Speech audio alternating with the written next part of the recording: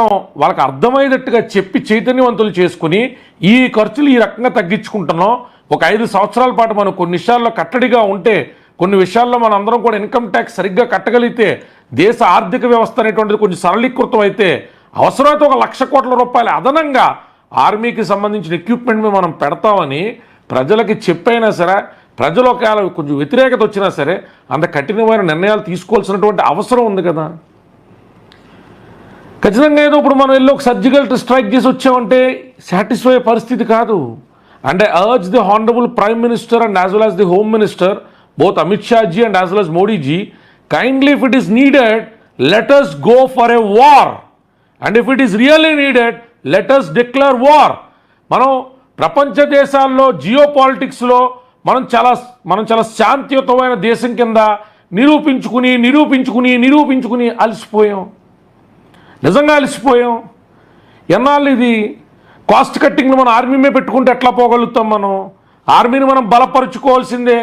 Army మనకి బాధ్యత తప్ప భారం కాదు. ఆర్మీ అనేటువంటిది మనం పెంచుకుంటానే వెళ్ళాలా.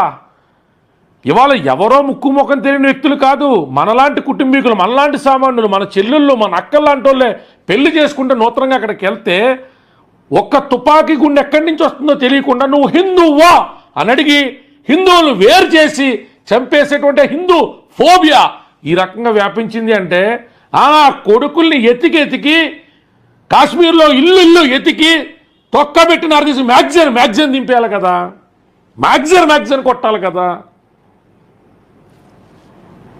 బాక్షి గారు చేసినటువంటి కామెంట్స్తో నేనే ఏకీపిస్తున్నా. రెండు సెక్టార్లకి ఇంత జనాభా ఉండాలి, ఇంత ఆర్మీ పర్సనల్స్ ఉండాలి అంటే మనం ఒక సెక్టార్ని చూసుకోవడం, ఒక సెక్టార్ని కాపాడడం ఆర్మీ జనరల్స్కి లేదా ఆర్మీ ట్రూప్స్కి మనం రెండు సెక్టార్లు అప్పగిస్తే వాళ్ళ శక్తి ఎక్కడి నుంచి సరిపోతుంది?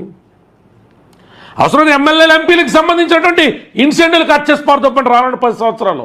ఎమ్మెల్యేలు ఎంపీలకి ఇన్సెంటివ్స్ పోతే బతకలేనంత స్థితిలో ఏ ఎమ్మెల్యే ఎంపీ లేడు. ఉన్న నామం మాత్రం ఉంటారు. పొలిటీషియన్స్కి సంబంధించినటువంటి ఖర్చులు కట్ చేయండి, వాళ్ళ భోగాలు కట్ చేయండి, వాళ్ళ విలాసాలు కట్ చేయండి, ఆర్మీకి ఇవ్వండి. అదంతా కూడా ఇదంతా తేలిగ్గా తీసుకునేటువంటి విషయం కాదు sir. Honourable prime minister ji, I urge you, if it is required let's declare a war sir. ఏంటి సార్ దరిద్రం ఇది? ట్రంప్ లాంటి వాళ్ళు వస్తారు, పుతిన్ లాంటి వాళ్ళు వస్తారు, మేమున్నాం ఎందుకు ఉన్నారు? మాకు ఎందుకు దారుణమైనటువంటి ఒక పరిస్థితి మీద మేము యుద్ధం చేస్తాం.